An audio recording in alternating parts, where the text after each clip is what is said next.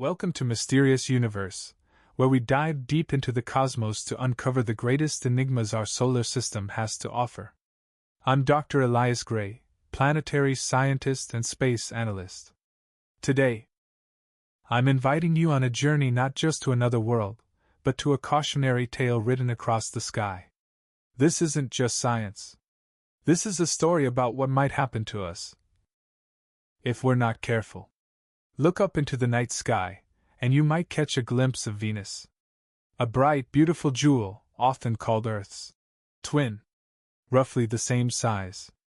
Roughly the same mass. Orbiting the same star. But beneath that brilliant glow lies a nightmare world. Crushed under an atmosphere 90 times thicker than Earth's. Baked at temperatures hot enough to melt lead.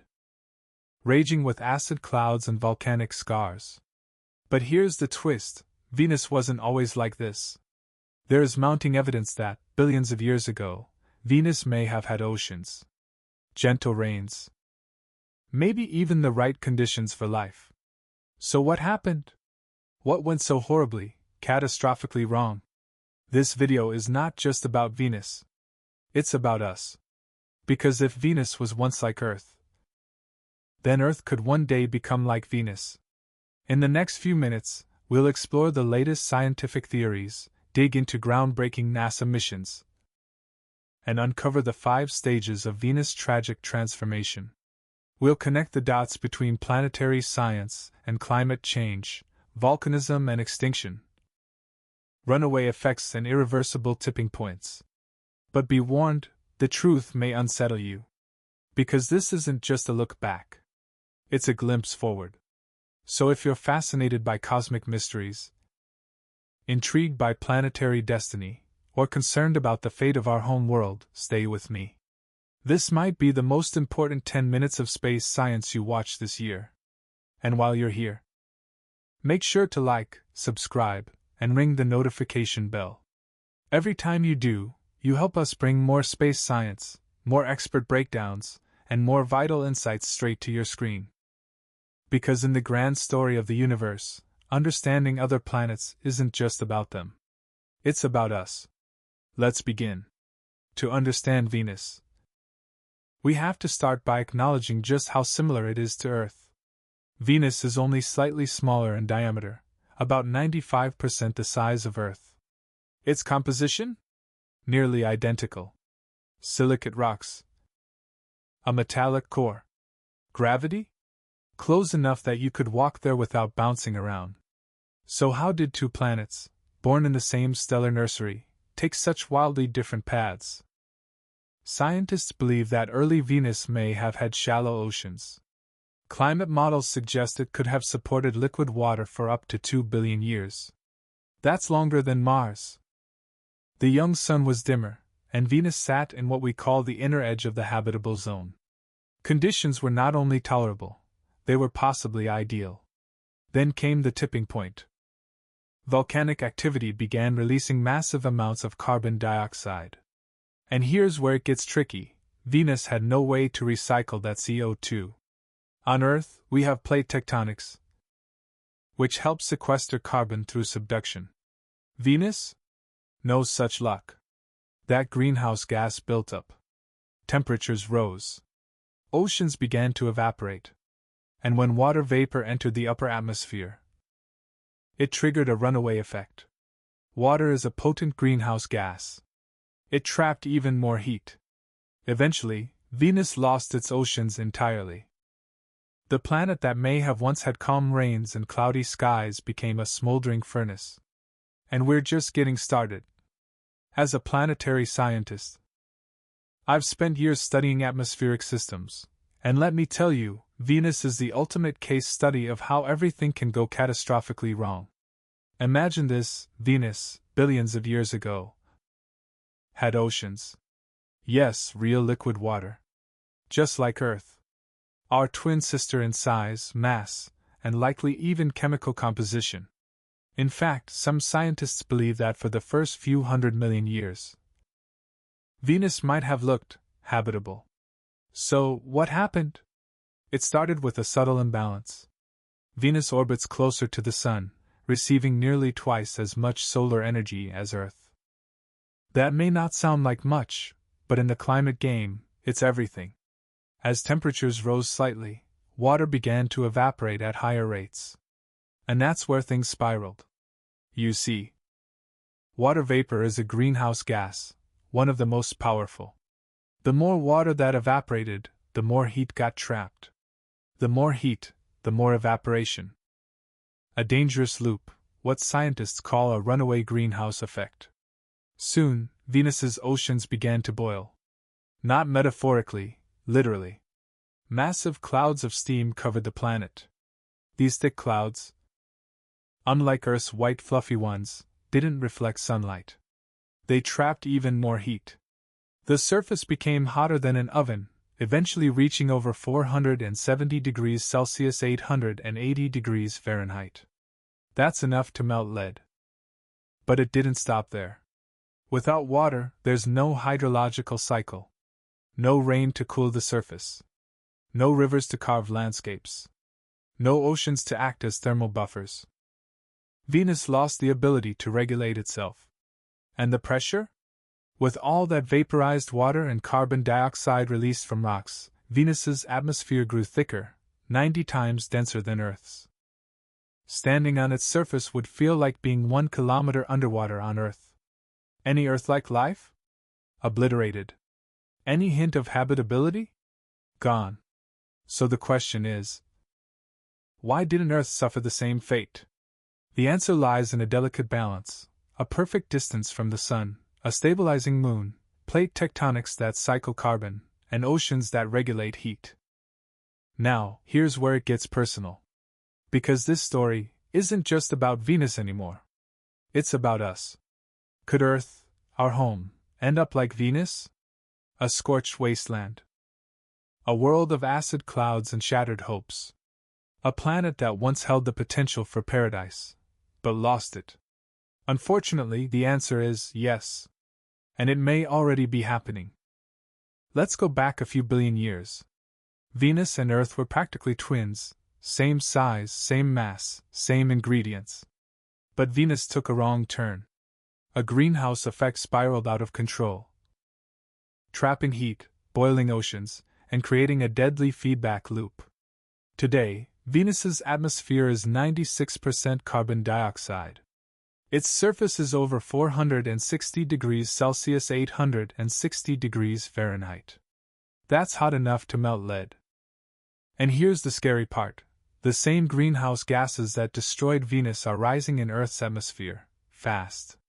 Since the Industrial Revolution, carbon dioxide levels on Earth have risen from 280 ppm to over 420 ppm.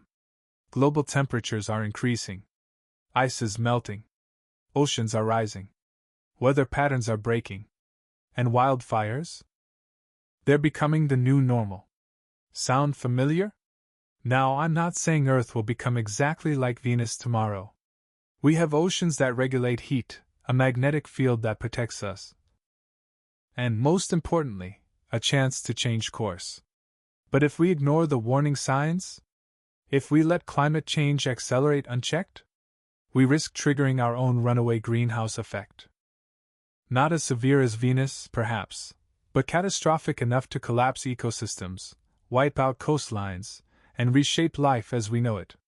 This is where Venus becomes more than a distant, hellish world. It becomes a mirror, showing us a future we must avoid. And the science backs it up. NASA, the IPCC, climatologists around the world, they're all sounding the alarm. Venus is not just a tragedy. It's a lesson. A red flag in the night sky. But there's still hope. We understand the causes. We have the technology. What we lack is the will. So the question is no longer, what went wrong with Venus? It's, will we let the same thing go wrong here? You see, Venus's story doesn't have to become ours. But to avoid that fate, we need action, not someday, not next year, now. Milky Way, if this message struck a chord, if you believe science has the power to protect our future, don't forget to like this video. Share it with someone who needs to hear it, and subscribe to Mysterious Universe. Because the greatest mystery is whether we'll learn from what the cosmos is trying to tell us. Venus is a haunting reminder. A tiny shift in climate can become irreversible. It didn't need an asteroid to go extinct. It did it all by itself, slowly, silently, and completely. And here's the twist that keeps scientists up at night. Venus wasn't always this way. It chose a different path. And if we're not careful, Earth might too. Stick with us, because in Part 3, we'll go deeper into what Venus's volcanoes and atmospheric chemistry reveal about its violent transformation, and what that means for Earth's future. If you think Earth's volcanoes are intense, Venus will make you reconsider everything you thought you knew about planetary geology. Let's dive into the volcanic heart of this scorched world. As a planetary scientist, I'm often asked, what's really going on beneath Venus's thick clouds? And the answer is fire. A whole lot of fire. Venus is volcanically hyperactive. Its surface is littered with evidence of hundreds of thousands of volcanoes, from small shield cones to massive volcanic plains. In fact, it may have more volcanoes than any other planet in the solar system. But here's the kicker: we think many of them are still active. Why does that matter? Because these volcanoes didn't just shape the landscape, they reshaped the planet's fate. Let me explain. Volcanoes on Earth release carbon dioxide, but we have mechanisms like plate tectonics, weathering, and the ocean's absorption that balance that out. Venus, on the other hand, doesn't have plate tectonics. So when its volcanoes erupted over millions of years, all that CO2 just stayed there, trapped in the atmosphere. And that trapped gas added fuel to the runaway greenhouse fire. It's like lighting matches in a room where the air is already thick with gasoline fumes. Worse still, Venus's atmosphere isn't just hot and thick, it's deadly. The planet is shrouded in clouds of sulfuric acid. These formed when volcanic gases like sulfur dioxide mixed with what little water vapor remained in the upper atmosphere, creating a corrosive, toxic rainstorm, except the rain evaporates before it even reaches the ground, thanks to the blistering heat. Let that sink in. It rains acid on Venus, and the rain boils before it hits the surface. This kind of environment isn't just inhospitable, it's apocalyptic. And there's more. Some scientists now believe Venus experienced what's called a global resurfacing event. At some point, most of its crust melted, cracked, and reformed, as if the planet turned itself inside out. Imagine an entire world erupting all at once. What triggered that? We still don't fully know. But it leaves us with a chilling question. Could Earth ever go down that same path? The answer is, not exactly, but elements of it are disturbingly familiar. The unchecked release of greenhouse gases, the loss of climate regulation, the potential tipping points. Venus is like a laboratory for what happens when a planet's systems spiral out of control. And if we listen, it may still be whispering warnings through its volcanic scars and acid skies. In Part 4, we'll uncover the biggest mystery yet: could Venus still harbor life in the clouds? Don't blink, because what scientists have discovered might just blow your mind. Now I know what you're thinking. Life? On Venus? The planet with acid clouds and oven-like heat? It sounds insane. Right. But as a scientist, I've learned to never dismiss an idea, especially one that refuses to die. And this one? It's been quietly growing, fueled by surprising evidence from deep within Venus's dense skies. Let's start with a discovery that rocked the scientific world in 2020, the detection of phosphine in Venus's upper atmosphere. Phosphine is a molecule that, on Earth, is almost always associated with life. It's produced by bacteria in oxygen-poor environments, swamps, sewage, the guts of animals. And we don't know of any geological or chemical process that can produce it in large quantities without life being involved. So when telescopes picked up the spectral signature of phosphine in Venus's clouds, it was like someone whispering through a locked door. Hey, something's alive in here. Now, to be clear, We haven't found little green Venusians floating in the clouds. But what we do know is this: Venus's upper atmosphere, between 48 and 60 kilometers above the surface, is surprisingly Earth-like. The temperatures range from 30 to 60 degrees Celsius, 86 to 140 degrees Fahrenheit, and the pressure is close to what we experience at sea level. In other words, if there were any place life could exist on Venus, it's up there. So, what could it look like? Scientists have proposed that airborne microbial life, much like certain bacteria on Earth, might survive by clinging to acid droplets in Venus's clouds. These microbes would have to be extraordinarily tough, capable of withstanding not just the acidity but the lack of water and the intense ultraviolet radiation from the sun. Some even suggest that these potential life forms might float on the updrafts of Venus's powerful winds, living in a sort of suspended twilight, never touching the deadly surface below. And here's the wildest part: this idea isn't new. Back in the 1960s, Carl Sagan himself speculated that life might be able to survive in Venus's atmosphere. Decades later, science is still chasing that possibility. If proven true, this would change everything. Because Venus is not some distant exoplanet. It's right next door.